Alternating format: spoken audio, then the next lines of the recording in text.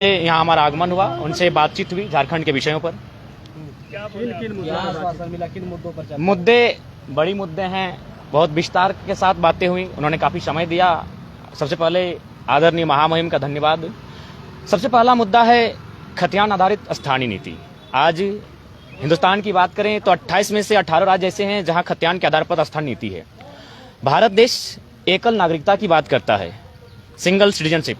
हम सभी यहाँ जितने लोग हैं, हम लोग भारतीय हैं, हम लोग इंडियन है, ये हमारी नागरिकता है।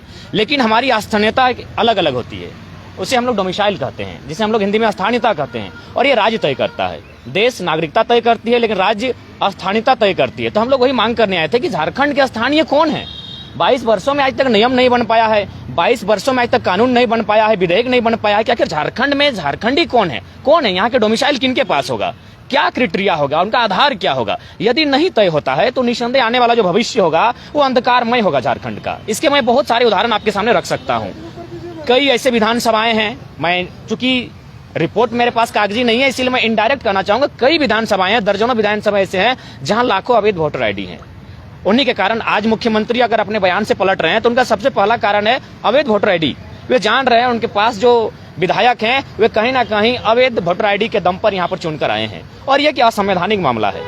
आप एक व्यक्ति 2 सीटों से विधानसभा चुनाव लड़ सकता है, 2 सीटों से संसद का चुनाव लड़ सकता है, लेकिन एक व्यक्ति वोटिंग एक ही जगह पे कर सकता है। ये संवैधानिक है, ये कानूनी है। पर झारखंड राज्य मुझे लगता है एकमात्र ऐसा भारत का राज्य है जहां लगभग 30-40 लाख लोग अवैध वोटिंग करते हैं। और ये अगर आपको प्रमाण चाहिए, आप लोग मीडिया के कर्मी हैं, आप कभी चुनाव के समय हमारे साथ आइए, आपको प्रमाण सहित देंगे। तो ये चीजें जो आने वाले समय आएंगे, अगर राज्य सरकार नियम नहीं बनाती है, दोहरी वोटर आईडी को खारिज नहीं करती है सर्वे करके, तो झारखंड जो मूलवासी आदिवासी है, निसंदेह ये भोले भाले लोग हैं, ये आने वाले फ्यूचर चले जाएंगे। और हमने भी पढ़ा है इतिहास को, हमने पढ़ा है मंडेला के इतिहास को, हमने मार्टिन किंग लूथर को पढ़ा है कि किस प्रकार वहीं के लोगों ने उनका शोषण किया था। तो निसंदेह झारखंड का शोषण लगातार जो विकसित राज्य हैं वहां के लोग लगातार करते आ रहे हैं। इसका प्रमाण है, आप टाटा में जाइए, HEC में जाइए, आप सेल में जाइए, सिंदरी प्लांट में जाइए, जहां भी आपको जाना है स्थानीय लोग नग्न मिलेंगे। स्थानीय लोग कहां मिलेंगे? गुजरात में मिलेंगे, महाराष्ट्र में मिलेंगे, कई तो विदेश जाने लगे हैं। और ये हम नहीं, सरकारी आंकड़े कह रहे हैं 12 लाख कोरोना काल में मजदूर झारखंड वापस आते हैं। तो जब झारखंड 40% खनिज अकेले देने वाला राज्य, वहां के लोग अगर पलायन करेंगे तो मैं नहीं कहता हूं, भारत संवैधानिक देश है, किसी को रोजी रोटी करने के लिए आने के लिए मना ही नहीं।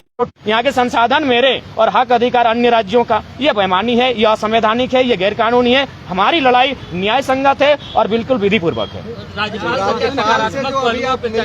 बिल्कुल, राज्यपाल महोदय ने भी कहा कि झारखंड निसंदेह, जो झारखंड की अलग राज्य के बाद जो सबसे बड़ी समस्या है वो है स्थानीयता। राज्यपाल महोदय भी हमारे दुख से, हमारे दर्द से वाकिफ हैं कि स्थानीय निवासियों को लगातार चला जा रहा है। उन्होंने भी कहा कि मेरा जो रोल है, मेरा जो स्तर है, मेरी जो शक्तियां हैं उसका प्रयोग करते हैं मैं विधायिका को, मुख्यमंत्री महोदय को यह संदेश, आपका जो चिट्ठी है उसे प्रेषित करने का काम करूंगा। और उनसे मैं कहूंगा कि हित में, जो झारखंड का हित हो, झारखंडियों का भला हो, कल्याण हो, उसके हित में कानून बनाए जाए। जयराम जी, चूंकि आप एक दूसरा आज मामला उठाए हैं अभी राज्यपाल से मुलाकात में, 40 लाख मतदाता जो कि जिसको आप फर्जी बता रहे हैं, कोई डाटा है आपके पास? और राज्यपाल से मुलाकात में आपने कोई फैक्ट पेश किया है उनके समक्ष? मैंने पहले कहा कि इसको हम अनुमान कह रहे हैं, इसको डाटा इसलिए नहीं है। अब किस बात का डाटा का जिक्र करते हैं? कहा गया है ना, डॉक्टर अंबेडकर ने भी कहा था कि संविधान अच्छा भी होगा, संविधान बुरा भी होगा, चलाने वाले पे निर्भर करता है। अगर चलाने वाला अच्छा होगा तो संविधान अच्छा चलेगा, चलाने वाला अगर बुरा होगा तो संविधान बुरे रास्ते पर जाएगा। उदाहरण तो आप किसका देखिएगा? आंकड़े, सरकारी आंकड़े सही छापते कहाँ हैं? आप जाइए। लगा रहे हैं पूरे झारखंड में वैसे लोगों पे जो कि बाहर से आकर के रह रहे हैं, क्योंकि आपका सवाल तो उन्हीं के ऊपर जा रहा है। तो अगर वो फर्जी मतदाता हैं झारखंड में, चूंकि अगर दूसरे स्टेट के भी मतदाता हैं और यहाँ पे भी मतदाता हैं, तो आप चूंकि PhD भी कर रहे हैं। जी, मैं बिल्कुल मैं क्लियर कर देना चाहूंगा, पेपर कटिंग के माध्यम से क्लियर करना चाहूंगा। आप एक 4 साल या 5 साल पहले का पेपर कटिंग है। एक मित्र हैं जो उनका निवास है पड़ोसी राज्य में, क्योंकि मैंने स्पष्ट कहा कि मेरी लड़ाई किसी राज्य से नहीं है, झारखंड के अलावा जो भी राज्य के लोग यहाँ रहते हैं और अवैध रहते हैं उनसे है। तो उन्होंने स्पष्ट अपने सोशल साइट्स में लिखा कि मैं अपने राज्य में मतदान करने आया हूँ, बहुत खुशी हुआ। वो सोशल साइट्स में लिखते हैं, फिर वे क्या आते हैं, अपने धनबाद आते हैं और धनबाद में आके फिर चुनाव लड़ते हैं। जब ट्रोल होता है पुराना पोस्ट डिलीट करते हैं। तो है, हमारे पास प्रमाण है। लेकिन चूंकि सरकारी प्रमाण नहीं है, क्योंकि सरकार जी नहीं, वह आपका त्रिस्तरीय चुनाव है। अगर आप जानते हैं संवैधानिक, तो त्रिस्तरीय चुनाव वही लड़ सकता है जो वहाँ का निवासी हो। विधानसभा और लोकसभा कोई कहीं भी लड़ सकता है, त्रिस्तरीय चुनाव कोई कहीं भी नहीं लड़ सकता है। आपको जानकारी होनी चाहिए। स्थानीय नीति का क्या आप यहाँ पे मांगते हैं? स्थानीय नीति खतियान के आधार पे बने, वो 1932 हो, क्या हो? कानूनी समीक्षा हो, कानूनी समीक्षा हो, मुख्य केंद्र बिंदु 1932 को माना जाए, कानूनी समीक्षा हो, आयोग गठन हो, सरकार उस पर निर्णय करे, चर्चा करे, परिचर्चा करे। आप जो बोल रहे हैं, एक एक करके आप जो बोल रहे हैं जयराम जी कि कानूनी समीक्षा हो, आप ही की बात को मुख्यमंत्री ने सदन में कहा कि हम लोग कानूनी समीक्षा कर रहे हैं और इसको पढ़ लिख रहे हैं।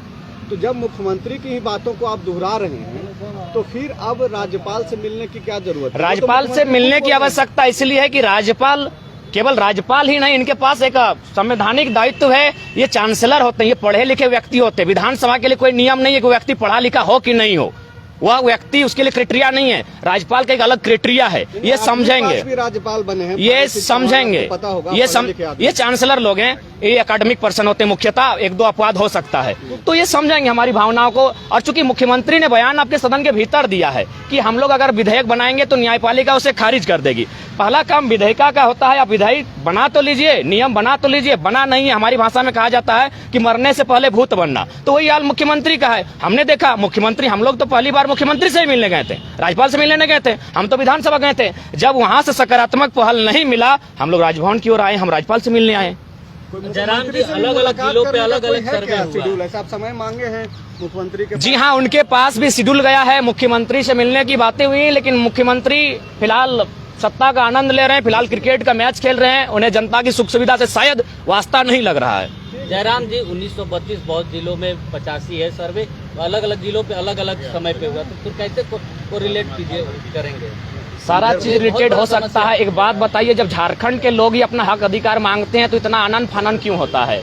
सभी राज्यों का अपना पहचान है, तब कोई आनंद फानन नहीं होता है। सभी राज्य के लोग जी खा रहे हैं, कोई आनंद फानन नहीं होता है। जब झारखंड के लोग ही अपना अधिकार मांगते हैं तो आनंद फानन क्यों? आज एक बात बताइए, 1900, आप 2000, बहुत से लोग कहते हैं कि 2000 को कटअप माना जाए। एक बात बताइए, 2000 को कटअप कैसे माना जा सकता है? झारखंड एक औद्योगिक क्षेत्र रहा है, यहाँ के लोगों का आगमन, कोयला का जैसे ही उदय हुआ, लोगों का आना जाना शुरू हो गया, वे लोग यहाँ रहने बसने लगे। अगर आप 2000 को कटअप मानते हैं तो इससे क्या होगा? जो यहाँ के मूलवासी है, जिनका यहाँ के सिवा कुछ नहीं, उनके साथ नाइंसाफी होगी। इसलिए 2000 को, उस दिन को कटअप नहीं माना जा सकता। अच्छा ठीक है, अगर आप उसको कटअप मानते हैं तो एक बात बताइए, उसमें तो लोग फंस जाएंगे जो लोग उस 2000 को कटअप मानने कह रहे हैं, क्योंकि जिस समय 2000 में झारखंड अलग हुआ, अगर एक भाई धनबाद में था तो दूसरा भाई जम्मू में था, आप क्या कीजिएगा? उस समय क्या कीजिएगा?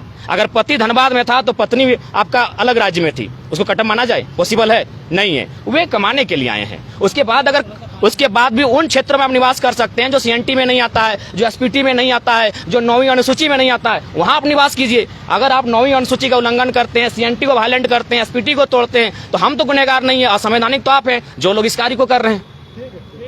जयराम जी, सड़क, सदन और अब राजभवन आकर के मिल लिया, अब आगे क्या करेंगे? आगे की रणनीति तय होगी, जब तय होगी तो आप चैनल वालों को बुलाएंगे और आपके समक्ष रणनीति को प्रस्तुत करेंगे। लेकिन फिलहाल रणनीति बनी नहीं है, रणनीति लगातार बन रही है, जनता से संपर्क किया जा रहा है। रणनीति जैसे ही बनेगी, निसंदेह हम लोग आगे, और ये आंदोलन नए झारखंड निर्माण की ओर है। और आपको स्पष्ट कहना चाहेंगे, एक बात याद रखिएगा, कुछ दिन पहले आपका छत्तीसगढ़ अलग हुआ, उसी समय हमारा उत्तराखंड अलग हुआ, लेकिन संघर्ष नहीं हुआ था। याद रखिएगा, वहां संघर्ष नहीं हुआ था। हमने 88 साल संघर्ष किया था, इसीलिए झारखंड के आंदोलन को आप दूसरे राज्य के आंदोलन से कंपेयर ना करें। हमने 88 साल संघर्ष किया था, 88,000 बलिदान दिया है, तब झारखंड मिला है। अब दिखाइए छत्तीसगढ़ में कितना शहादत हुआ, अब दिखाइए उत्तराखंड में कितना शहादत हुआ, अब दिखाइए महाराष्ट्र और गुजरात जब 1960 में अलग हुआ कितना शहादत दिया गया। हमने शहादत दिया है, हम एक शहीद का बेटा है, मेरा बाप का रक्त बहा झारखंड की माटी के लिए, हम दर्द को जानते हैं। इसलिए झारखंड के आंदोलन को अन्य राज्यों से कंपेयर ना किया जाए। झारखंड एक अधिकार मांग रहा है, न्याय संगत है। असंवैधानिक वे लोग हैं जो सीएनटी को वायलेंट कर रहे हैं, एसपीटी को वायलेंट कर रहे हैं, 9वीं अनुसूची का उल्लंघन कर रहे हैं। हम संवैधानिक लड़ाई है, क्योंकि मैं पुनः रिपीट करूंगा, भारत एकल नागरिकता की बात करता है। नागरिकता देश देता है, स्थानीयता राज देती है। हमारी स्थानीयता क्या है, हमारी डोमिसाइल क्या है, कौन है झारखंडी, ये सरकार को, विधानसभा को तय करना होगा, जो अभी तक तय नहीं हो पाई है। हुई है तो कहीं ना कहीं उसमें साजिश से षड्यंत्र की बदबू आ रही है, उसे मिटाकर खतियान के आधार पर ही नीतियां तय हो, तभी झारखंड बचेगा। नहीं तो फिर आने वाले वाला दिन जो हाल कभी निग्रो का था, जो हाल मंडेला के देश में मंडेला के लोगों का था, मार्टिन लूथर किंग का था, जो बात जोमो केन्याटा ने, शायद नाम कंफर्म नहीं हो पा रहा है लेकिन मानता हूं जोमो केन्याटा ने कहा था कि अफ्रीका के आदिवासी जब क्रिश्चियन का आगमन हुआ, उनके हाथों में बाइबल थी, हमारे पास जमीनें थी, हमारे हाथों में बाइबल आ गई, जमीनें चल गई उनके पास। तो वही हाल झारखंडियों का हुआ है। जो लोग मांगने आए थे वे लोग आज करोड़पति नहीं अरबपति बन चुके हैं, और झारखंड के मूलवासी हैं आज दर दर की ठोकरें खा रहे हैं। उदाहरण के लिए चांडिल का डैम 60,000 एकड़ जमीन अधिग्रहण किया गया, 1.5 रुपया डिसमिल। कहाँ इतना बड़ा अन्याय हुआ है बताइए, रिपोर्टर हैं आप लोग। 1.5 रुपया डिसमिल जमीन लिया जाता है, 1.5 रुपया डिसमिल में 60,000 एकड़ डिसमिल, यानी 60 गांव को उजाड़ा गया है। आइए रिपोर्टिंग कीजिए वहां जहां रिपोर्टिंग करना है। पार्वती कांड को रिपोर्टिंग कीजिए। हत्या को आत्महत्या बनाया जाता है, कंपनी को एक उंगली नहीं कर पाती प्रशासन, वहां रिपोर्टिंग कीजिए। जब झारखंडी स्टूडेंट हक के लिए मांगते हैं तो आप लोग घुमाते हैं क्यों है? झारखंडी सही है और सही ही है, चाहे लड़ाई जितनी लंबी पड़े हम लोग लड़ेंगे। कोई आंदोलन नहीं बटा है, कोई आंदोलन नहीं बटा है। तो आप यहाँ राज्यपाल से मिलने कहाँ क्या हो रहा है? स्टेट गेस्ट हाउस में कई आंदोलनकारी बैठकें कर रही हैं। देखिए एक बात पहला आपको तय करना होगा, हमारी जो टीम है एक जगह सब नहीं आ सकते हैं। कोई गोड्डा में रहता है, कोई कोल्हान में रहता है, पॉसिबल है। हम लोग छात्र हैं पढ़ने वाले, हमारा जिम्मा है गोड्डा वाले गोड्डा में जगह है, संथाल परगना वाले दुमका वाले दुमका में आंदोलन करें। राज्य में हर जगह आंदोलन होना चाहिए। जब समय आएगा सब एक मंच पर दिखेंगे, दिग्भ्रमित करने का प्रयास ना किया जाए। ये झारखंड खतियानी की लड़ाई है, सब खतियानी एक मंच पर है। जयराम जी, आपके आंदोलन पर सवाल नहीं है, आंदोलन आपका हक है, आप कर भी सकते हैं। अभी आप जो एक बात बोले, एक सेकंड पहले साहब बोलिए, आपका सवाल क्या था? जी का जो बयान आया है उसको किस तरीके से क्या बयान था उनका, जरा बताइए। कोर्ट में वापस आ जाएगा। ठीक है, आप खतियान आधारित स्थान नीति बनाइए और नियोजन नीति में एक लाइन लिखिए कि जो झारखंडी है वही लोग इसको दावा कर सकते हैं। और दावा किस आधार पे करेंगे? आवासीय स्थानीय के आधार पे करेंगे, बात खत्म हो जाएगी। अरे 2 लाइन तो नियोजन नीति में जोड़ना ही है।